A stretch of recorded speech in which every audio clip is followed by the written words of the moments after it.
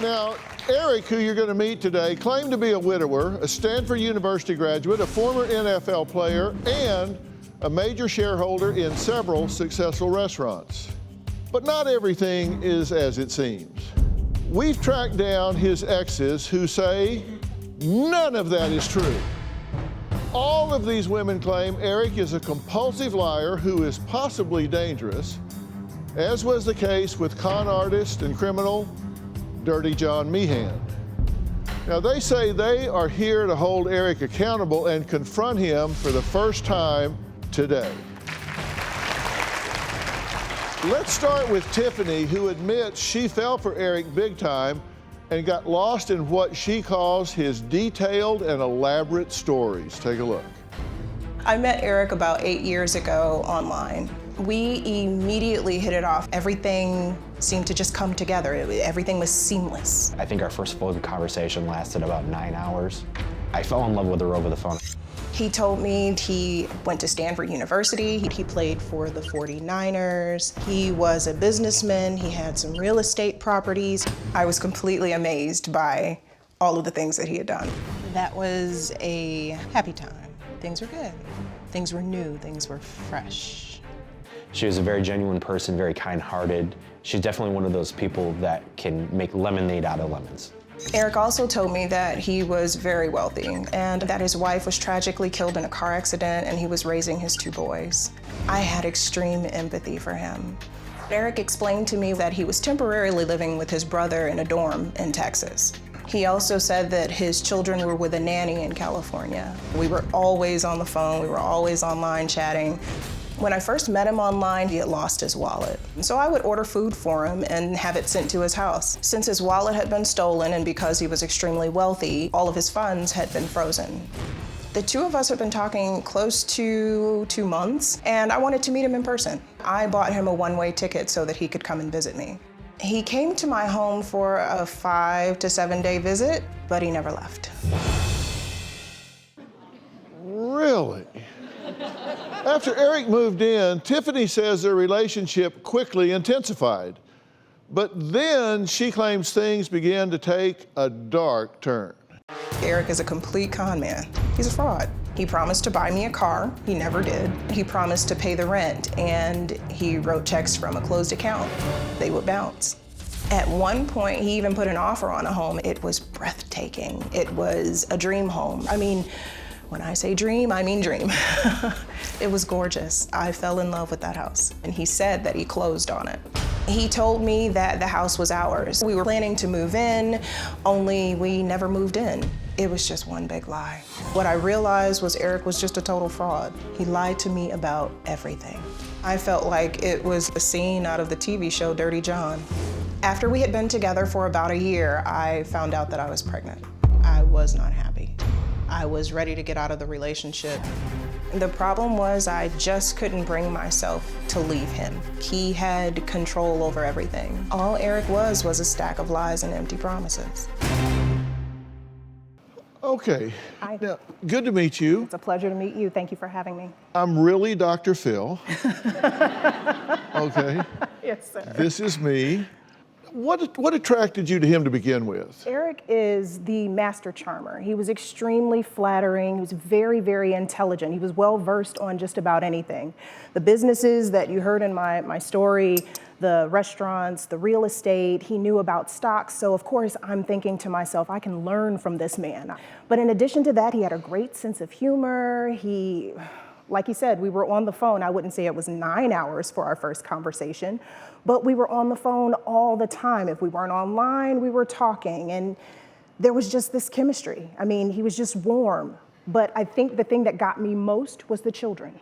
He said that his wife was tragically killed, so immediately I felt empathy for him. He said that he was raising 2 boys on his own, and I'm thinking, wow, single man, father, 2 kids at home without a mother. Everything except a box of puppies. Pretty much. Some of this is going to seem really obvious now, I know. Right. But this is for people to think through that maybe aren't as far into a con job as you are. Because if somebody's accomplished, as he says he is, businesses, he's been a success in the NFL, all this, he's lost his wallet. Mm-hmm. Okay, I've lost my wallet before, and I didn't have to have somebody from across the country send me money for a hamburger. But it really sounds far-fetched. so how was he able to con you into sending him money? That was the thing. He didn't con me into sending him money. I wanted to. He painted this picture of being in need. I didn't see it. That's the con. I didn't see it, That's why they Dr. call Phil. it con. I didn't see it. I saw someone who was in need, and that was one of the things that he learned about me in the very beginning. I gave him pretty much a blueprint of who I was, so he knew exactly what angle to come at me with in order to get something But see, from I want me. you to leave knowing some things you don't know before you got here. Yes, sir. That's why it's a con job. They make you want to do it. Otherwise, it's called mugging. If they mug you on the street, that's when they hit you in the head and get in your purse. But if they make you want to get in your purse and send it to them, then they've conned you into wanting to send them the money. If anybody is that accomplished, you would think he would know how to replace credit cards, how to. The story and they that he froze his painted, funds? right, that was the story that he painted, that because his wallet was stolen, because he was so wealthy, because he had all of this prestige, that they froze his funds. He had money that was coming out of his accounts to pay for his home, money that would automatically come to the nanny so that she was able to take care of the children. In terms of painting a story, there was always an excuse. There was always something to cover something else. But you're a competent woman, right? And Yes, you've I would done hope so. business and you do this. We had a fraud alert on our credit cards the other day, and they said we have to shut these credit cards down. They FedExed us a replacement. It was there by 8 o'clock the next morning. That's how that really works. I know that now. But at that point, it was one of those things. If I have to be honest, Dr. Phil, Let's not do that. I was Does in that a mean everything position. you've been saying's a lie? No. I'm just saying that I know a lot more now, Right. looking back, about why I did certain things that I was not paying attention to when I was in it. Okay. And he caught me when I was green. Okay, but you know that means two things. Number one, it means that you have learned from your mistakes, which is Absolutely. critical. That means that's tuition. All that suffering and all that pain was tuition, not just penalty. You've learned from it. Yes. So you got to feel good about that. Absolutely. And secondly, it means that you were wanting to believe and hear what you wanted to hear, and you were willing to overlook red flags at the Absolutely. time. Now, there were some additional lies that you were told. There were so many, I made a list. He told you he was living with his brother, and he wasn't. He told you he had a nanny, he didn't. He told you that the mother was deceased, not true. Yes. She's actually here today. I expected that. Okay. Money frozen, but would reimburse food and airplane ticket. Going to buy you a home and a car. Yes, that was as the relationship progressed. Right. And you saw the home. Did you actually tour the home and all? We toured the home. We looked at several homes, and Okay. this particular one that he said that he put the offer on, we were in and out of it. He brought in contractors, told them the specifications, things that he wanted changed. In terms of making this believable, he had everybody fooled. And invest in a dance studio Yes, and pay your rent. yes, You were evicted. yes. Okay, now, what do you think about that now? I mean, obviously that he's a liar. Right. What else? He's the way that he is because no one has ever held him accountable. He's like a locust.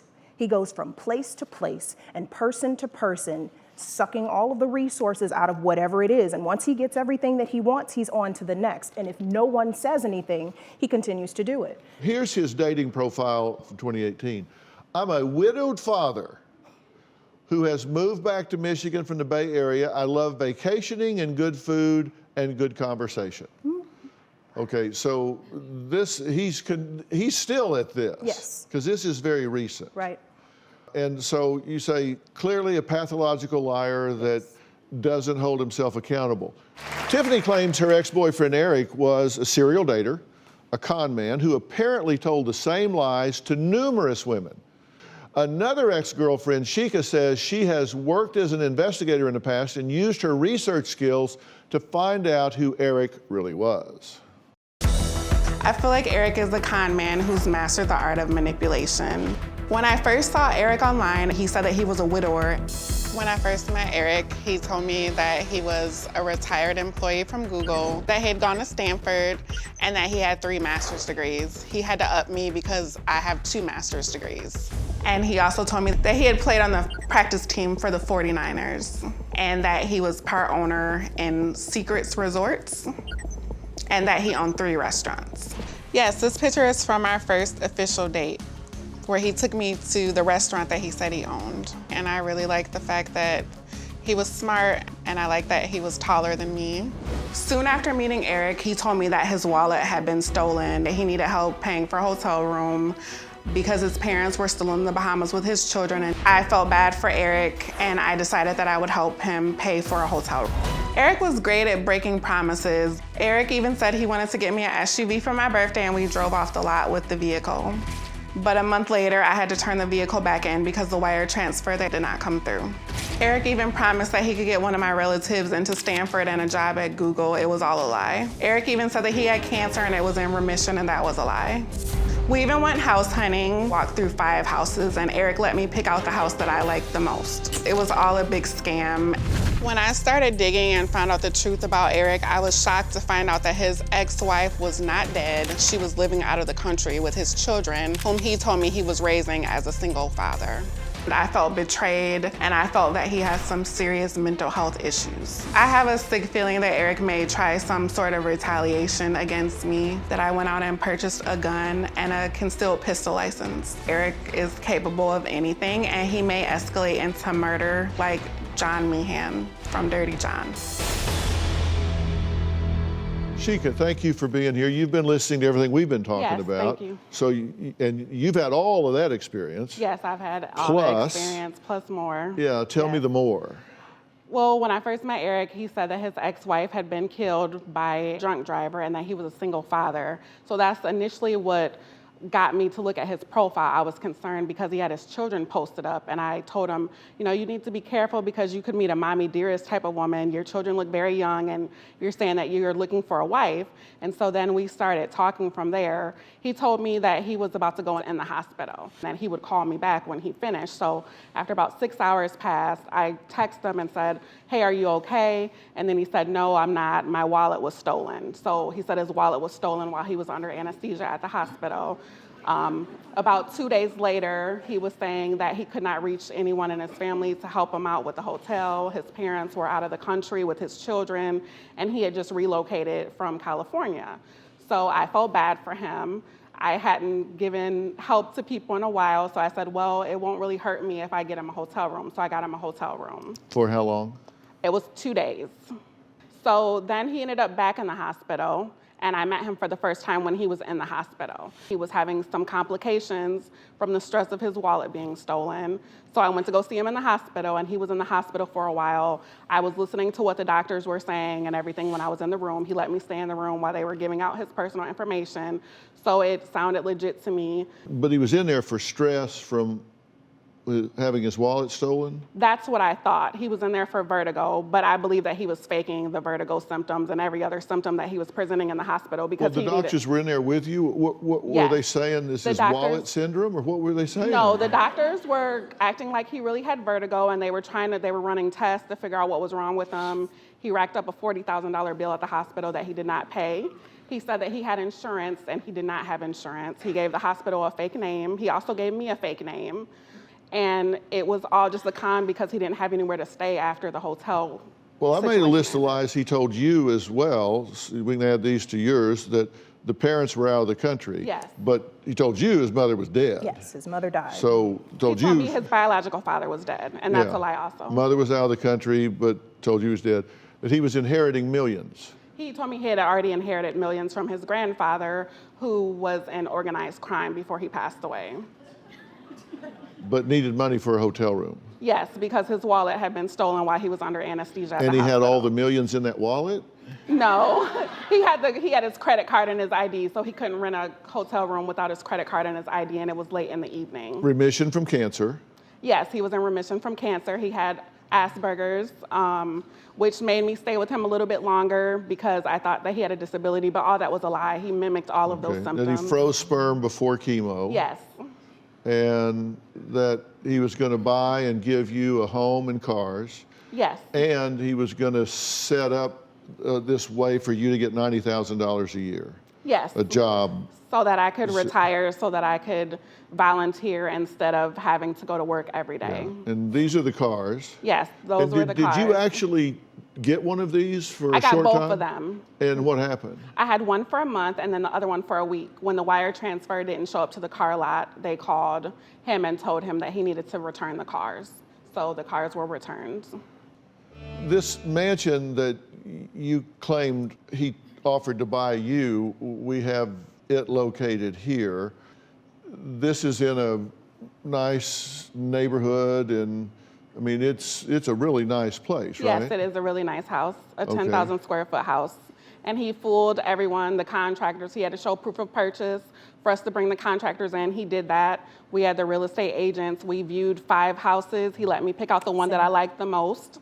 We viewed about 100 houses online. He was very particular about what he wanted in the house. He spent about 2.5 hours in there with the contractors. And you actually bought a wedding dress. Yes, I did, because we were supposed to be getting married on the 29th of this month. Of this month? Yes. Okay. You know, I said before you came out, you were listening, and I said, there's a much darker pathology here than just a pathological liar. And I mean, clearly, he's got a problem in lying, right? Right. We know that. But I said there's a darker pathology, and you got to wonder what I mean by that, right? Absolutely. Yes. You know, people always ask me, they see something like this or worse, and they say, Dr. Phil, who does that? Who does that kind of thing? Put yourself in his position for a minute. When he's walking the two of you through this mansion, he knows he's not buying this mansion. He knows he's getting your hopes and dreams up here. He knows that he's getting your expectations up to a point where you're thinking, this is a man I love, we're gonna have this dream home, we're gonna have this great life. And the whole time, at some level, no matter how much he may delude himself, he knows this ain't happening. So this is the dark pathology. He is absolutely uncaring about what that's going to do to you when this all hits the wall and your dreams come crashing down.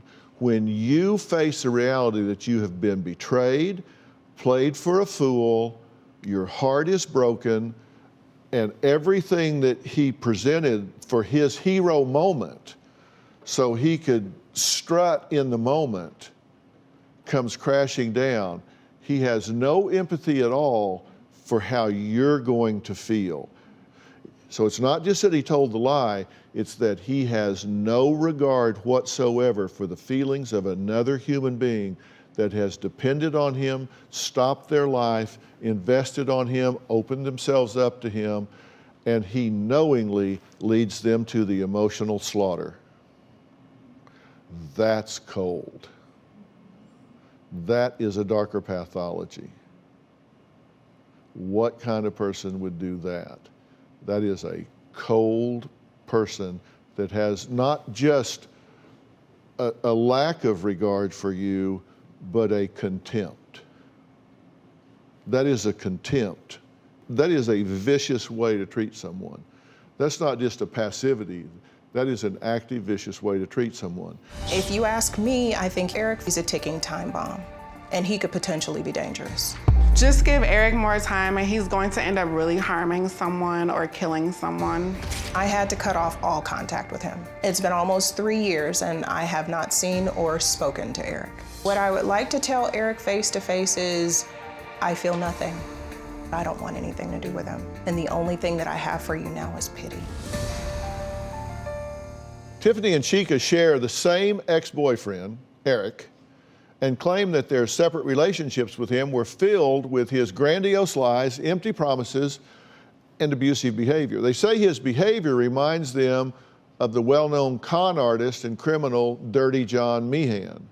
Now, Erik admits he stretches the truth, but he insists that he's never been abusive. As far back as I can remember, I've always had an issue not being truthful with people. Lying to me is so easy and natural. It's more natural than telling the truth. I mix lies with the truth. There's never been a tactical thing in my brain where I say, okay, I'm gonna do A, B, C, and D and get an E as a result. Lying has damaged every single romantic relationship. Every woman that I've ever dated has always said, you're a great guy, except for the fact that you can't tell the truth. I've actually been told that by my exes. Even when I'm meeting somebody brand new, it could be a lie about what my name is, what do I do for work, how much money I make. I think I even lied about being in the NFL. I think I've said I went to Stanford. I think I've been to around 10 universities and I probably have 89 degrees. In the reality, I've never gone to college. Tiffany was my dream woman. I definitely lied because I wanted her to want me as much as I wanted her. Erik is attracted to smart, pretty black women with big boobs. And we probably would still be together if I had just told the truth. I've let a lot of people down because of my chronic lying. It makes me feel guilty and sad. My hope is that somebody can tell me what's wrong with me and either give me medication or surgery or something so that I can fix this. Erik, DrPhil. Nice to meet you, sir. Well, Erik, you've not seen Tiffany for 3 years? Yes, that's correct. And how long since you've seen Shikica? Maybe a month, maybe not that long. It's hard to, hard to remember everything. Right. How do you feel seeing Tiffany right now? It's hard, very hard to see her because I know that I hurt her very badly. We have a son together, and so there's a different dynamic there. If you have a son together, why haven't you seen her for 3 years? Have you seen the son? Not for a while, no. Not for, I think it's been 3 years now. Tiffany cut all contact off with me, completely justified. I think she warned me and warned me and warned me, hey, listen, if you don't start telling me the truth, I'm gonna be done with you. And once I'm done with you, that's it. And that's exactly what she did, and I think what she did was 100% justified. This was not about you telling the truth. This was about you establishing paternity if you genuinely wanted to be a father to your son. Let's make sure that we cover everything that it is that we need to cover. I told you that you telling the truth was only about you. It was what you wanted to do with your life. If you wanted to continue to live a lie, then continue to live the lie. But if you wanted to be active in our son's life, in your other son's life, then it was going to be important for you to actually be a stand-up citizen so they had somebody positive to look at. But establishing paternity was the first step. You didn't even bother to show up for the appointment so that you could sign the birth certificate. So let's call a spade a spade.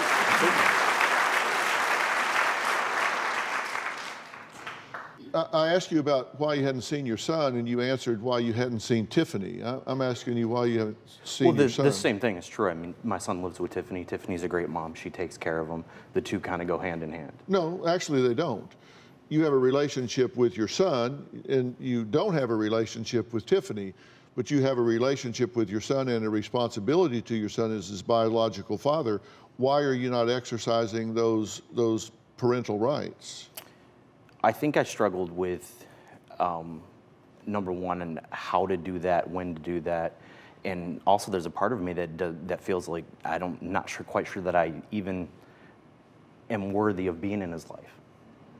I can agree. I can agree. I'm sorry, Dr. Phil, you don't know. My son is on the autism spectrum. Right. So when it comes to mimicry and it comes to showing the same behaviors as everything that it is that you see in your environment, having someone who can't tell the truth, having someone who can't care about anyone else, you don't even care about yourself, you're absolutely right. You're not worthy of being in his life. So why are you seeing Shikica? Why'd you see her a month ago? Because we were in a relationship together. And are you out of a relationship now? Yes. So are you done with this Yes, relationship now? I'm totally done with him. Okay. And you say that you have 4 kids that you know about. Yes. You have relationships with the other 3? I have relationships with my 2 oldest sons. I speak with them over the phone. we video But chat you and haven't whatnot. seen your sons in 11 years, and you have 6 or more kids. It's not just 4. So you're You lying say I have right 6 there. more- 6 or more just kids. because you haven't had a paternity test yet, you know that you were with those women. You probably have at least 20 children. You probably got someone pregnant while you were here. Nothing's funny. Nothing is funny. Nothing is funny about what you do to people. It's not funny at all. Well, I kind of put together, because, I mean, I had to do a timeline here to figure this out with regard to your past relationships. Now, this is according to Sheka, and, you know, we can figure this out. But so in 2001, you had your first child, a daughter, a relationship with a woman we'll just call woman 1. We don't need to name her. Then in 2002, you married Martha. You had your second and third children, and then you divorced in 2008. Then in 2010, you had a relationship with Courtney. Yes. Okay, this was 10 to 11. Then from 11 to 15, you had a relationship with Tiffany. And this is when you had your 4th child, a son. Yes. Okay. Now, in 2015, you had a relationship with another unnamed woman that we'll call number 2. You lived with her and her son.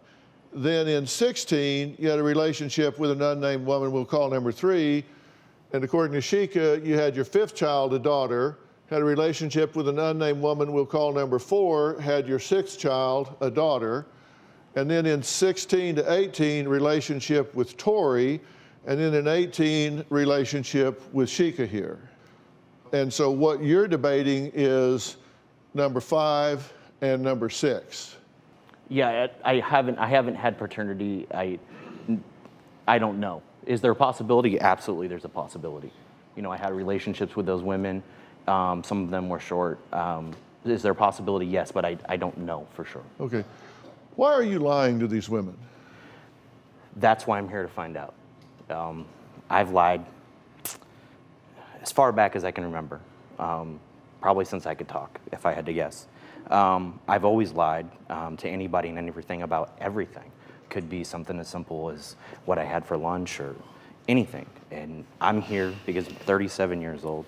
At some point in time, I would like to be able to have a relationship with anybody and everybody in my life so that I know it's truthful, they know it's truthful.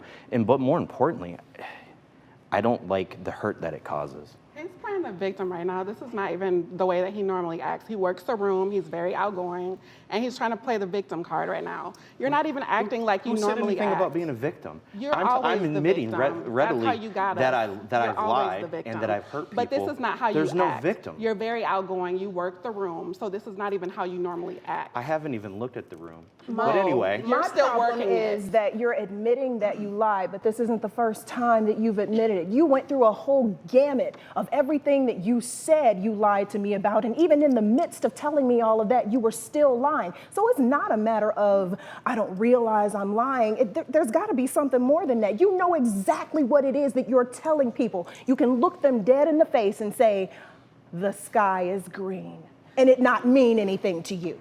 Sheka has told me several lies. She lied about being pregnant. She sent me a photoshopped sonogram. I credit Sheka 100% for being the whistleblower on Erik. At one time in my career, I was an investigator for an agency. I found out there were 2 children that Erik failed to mention. I found out that I was just one of a dozen women he had conned. She hacked into my tablet, my phone. Sheka posted my picture and made 3 different profiles on a website and warned other women to stay away from me, that I was dangerous. She's like, I didn't do any of those things. I was able to locate Erik's parents, and I was even put in contact with his mom, Jody. When it comes to Erik's mom, I think that she would be able to connect a lot of the dots of what he's been doing. Well, Erik admits that he has been deceiving others his entire life. He says when he talks, he gets excited and can't help it when lies just start coming out of his mouth. He just gets all wound up and just starts saying things. His mother agrees and says, if Erik says the sky is blue, you should go outside and check. When I think about what my son Erik has done, it breaks my heart. There is an ongoing joke in the family. Everybody knows that Erik lies. Erik's lying has separated us. I don't trust my son. I don't feel I can depend on my son to follow through with anything. He's almost 40 years old. I have said, you know, you've got to change. Nothing does change. Through the years, I have gotten phone calls from women periodically. I would receive a call from a young woman, and she says, does he have a private plane and a runway? I said, no. I said, Erik is unemployed and lives in my basement. I told one of his girlfriends, you need to run as fast as you can. Too bad she didn't listen. When Shikica brought it to light to me what Erik had done even to her and what he had done to previous women, I was livid. I do know that my son has hurt people. It makes me feel horrible. I feel horrible as a mom. I'm like, what did I do wrong? It's always my dream to be a grandmother. I miss my two oldest grandchildren. There isn't anything I can do when Erik doesn't have custody of any of his children. I'm mad at Erik because I feel like I've missed out on being a grandparent. I don't get to do the normal things that grandmas get to do, like buy him toys. His life has spiraled so far. I mean, here he is, you know, he's gonna appear on DrPhil. That's a good sign that your life has spiraled so far out that somebody's taken notice.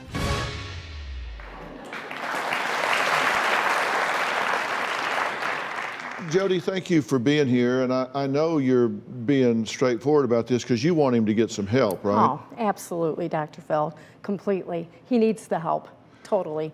And, you know, I said that the darker pathology here was not just that he lies, but his apparent lack of empathy or caring for what it's doing to other people. He's not going to be buying a mansion in some neighborhood. You know that when you say it, right? I think so, yes. You think so? You either do or you don't. I never set out, especially with Tiffany, I never set out to try to take from her. I think, honestly, even over and above my wife, Tiffany was the only woman that I was ever actually really in love with. Didn't you tell Shikica the same thing? You said that that we were the only two that you were in love with, so now it's just Tiffany. But you were ready to marry me. You're ridiculous. You're definitely ridiculous. not ready. They're definitely not ready to marry you. You're ridiculous. Here's the bottom line. No. I want to tell you, I lied to you. You did lie. I lied to you. You lied on the tape Will you give me a chance You to lied talk? about the tape on me too. Did you lie You've as well? been talking since I met you. Did you lie well? Did you lie as well? You've been talking. And guess what? I gave you a taste of your own medicine, and all of us knew. And all of us knew except for you. And you tried to get me pregnant, just like you tried to get everybody pregnant. I tried to because get you that's pregnant, your thing. but you have a tubal ligation? That's your thing. Just like you have a vasectomy. Do you have a vasectomy? Because that's how you got child number 5 and 6. You lied and told those women that you had a vasectomy. No, he will be having a vasectomy. You probably already got somebody pregnant here because you're nasty. You're nasty like that. On Friday. And I definitely don't need you. And I definitely could get somebody else, and I made you look good. So remember that. Why did I have Always to block remember you? that. Why did I Always have to remember block that. you on Because social you didn't media? want to hear what I had to say. Hold on, what do you want to say? I have a lot to say, actually. You know, I mean, I think as his mom, I think I know him probably better than anybody in this room. Maybe. I know what he's about. I know when his lies started. He's been doing it all of his life. He's lied to me. These guys, I feel for them. I do. I am so sorry for the actions of my son. And I think I've expressed that to both of you. He has a problem. This isn't something that a normal person does. What do you think is the problem? I think there's a combination of things. I think he lacks self-esteem. I think he's been depressed. I think there's many things that have contributed to this whole scenario. Do you have a story or a question for me? Click the link in the description and tell me what in the world is going on.